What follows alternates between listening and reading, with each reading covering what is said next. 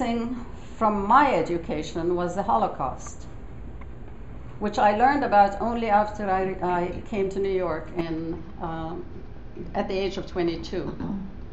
How quickly I identified, particularly with the children who were uprooted from the safety of their homes and dragged to unknown and horrible destinations. As an adult, I couldn't believe that I was ignorant of such a major criminal world event. I had a lot of learning to do. I read a lot, but more importantly, I participated in the Dialogue Project, where I openly listened to Israelis, American Jews, Christians, and Muslims, thus gaining insight into their beliefs, which stemmed from their experiences. I have also talked informally with many people who have a different perspective from mine. My conversations led me to Jacob, a 73-year-old ardent American Zionist with whom I've had many discussions. Jacob, not his real name, explained to me how and why he came to his convictions. When he was 5 years old, his family moved to a suburb of Chicago, which was heavily Christian.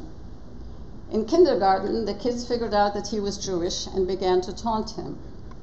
He remembers being knocked down by a bigger boy who then rode on his chest and screamed, "You killed Jesus! You killed Jesus!" while the other children watched. Jacob didn't understand what was happening or who Jesus was. Once he was freed, he ran home and asked his parents whether they had killed someone called Jesus. He was bullied regularly for being Jewish until he turned 12. Israel was established in 1948 when Jacob was 11. Having been abused for being Jewish, he totally identified with Israel as the place of his salvation.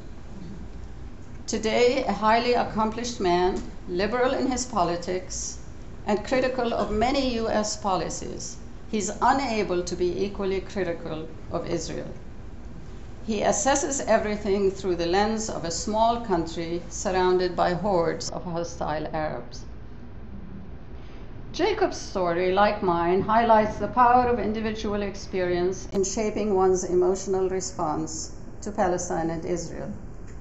However, mine illustrates the need to shed one's preconceived notions and open one's mind to an unfamiliar narrative. I invite you to free yourselves of any preconceived notions you may have and take this journey with me. What I wonder and ask you to think about along with me today is this: will our children and grandchildren be proud of our positions and actions vis-a-vis Palestine and Israel? When they ask us what we did to protest the occupation, what will we say? What will be our legacy regarding the suffering of the children of Palestine and Israel? Let's look at the impediments, yours and mine, that may be contributing to our silence. Stanley Cohen, a Jewish South African criminologist who helped found the first human rights organization in Israel in the 1980s, examines in his book, States of Denial, how people in a community deny, avoid, and reject legitimate information if it threatens that community's sense of comfort and safety. If you deny that a situation exists, you can justify not speaking up or acting. You can safely and complacently be a bystander. Petruska Clarkson, a South African clinical psychologist, in her book, The Bystander, outlines the many ways people justify their bystanding. Here are a few. It's none of my business. I don't want to take sides. The truth lies somewhere in the middle. I don't want to raise a difficult issue. It's more complex than it seems. Who knows anyway what's happening? My contribution won't make a difference. Yes, bystanding is the path of least resistance. But if we understand the truth about the situation, I'm confident that as people of faith, we will spring into action. Our faith and history doesn't allow us to do otherwise. Not only does our UU faith compel us to take action, the Jewish faith itself does the same. In the absence of a constitution, Israel's Declaration of Independence stands as the main governing document in Israel. Consistent with Jewish values, it says, "The state of Israel will be based on freedom, justice, and peace. It will ensure complete equality of social and political rights to all its inhabitants, irrespective of religion, race, or sex." How far from this declaration it has come. While bystanding seems benign, it is not. By failing to take a stand in support of justice and human rights, we actively support the cruel reality on the ground, which has destroyed the souls of Israelis as well as Palestinians. The Israeli occupation of the West Bank has lasted 44 years. Over the years, in order to subjugate 2.5 million people in the West Bank and 1.6 million people in the Gaza Strip, Israeli policies have grown increasingly harsh and militant. Violence erupts frequently, sometimes initiated by Palestinians, and other times by the Israeli military or Jewish settlers. So who are the settlers? They are Israelis who have built towns on Palestinian land inside the West Bank. Some of the most militant settlers are foreign-born. The most egregious example of these was Baruch Goldstein, an American-born Jewish Israeli physician who in 1994 opened fire on unarmed Palestinian Muslims praying inside the Mosque of Abraham in Hebron in the West Bank, killing 29 Muslims and wounding another 125. Currently, there are 120 such settlements that Israel considers legal and the international community considers illegal. Additionally, some 100 outposts exist, which are considered illegal even by the Israeli government. The number of Jewish settlers living in the West Bank is estimated to be more than 300,000 people. In fact, Netanyahu in a speech recently estimated it at more than 500,000. Now try to imagine life in these settlements and around them. When settlers need to go to another area for work, school, or medical care, they travel on roads built specifically for them. When Palestinians need to travel, they're not allowed to use these roads and have to go through checkpoints manned by the Israeli army. Stories abound of women in labor giving birth in cars and emergency medical conditions not promptly treated as Palestinians wait for hours at these checkpoints. You've heard of the separation barrier, which Israel claims to be constructing purely for security reasons.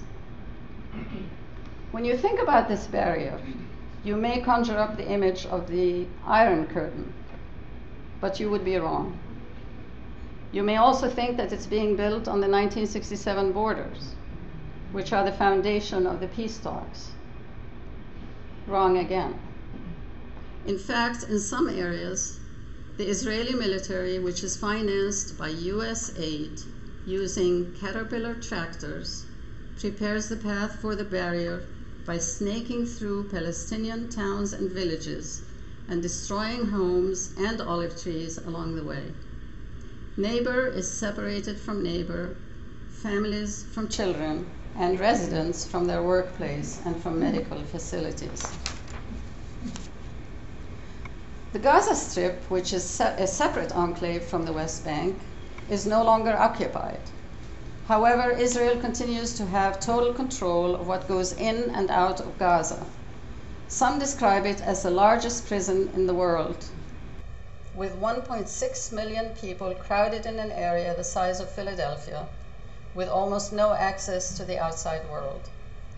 The people of Gaza are denied necessary supplies by the Israelis and struggle with a scarcity of water, power, and building supplies that are necessary to repair the damaged homes, hospitals, and factories resulting from the air and land invasion of Gaza in 2008. This population, consisting mostly of children, drinks and bathes in water that does not meet World Health Organization standards. Why then, in the face of these abuses and violations, do we remain asleep? Why are we UUs silent? Why do we not refer back to Nye's poem, Feel Something Poking Us, and arouse ourselves to protest? I have alluded to two reasons already. The first is personal experience that influences our views, and the second is denial, which leads to bystanding. Pondering the problem further, a third reason for our silence emerges. That is the problem of myths. As I have watched the protests sweeping the Arab world, I have been impressed that the press, after an initial knee-jerk reaction of how this instability might affect Israel, has moved forward with presenting the events in their proper context. They are stories that have nothing to do with Israel. They are the stories of populations rising up against oppressive dictatorships in order to gain freedom, justice, and dignity. Yes, freedom, justice, and dignity.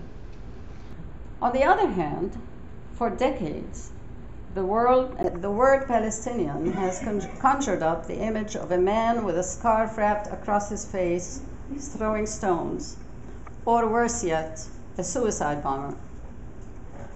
Such images, taken out of the context of the occupation, have painted almost every Palestinian as a terrorist.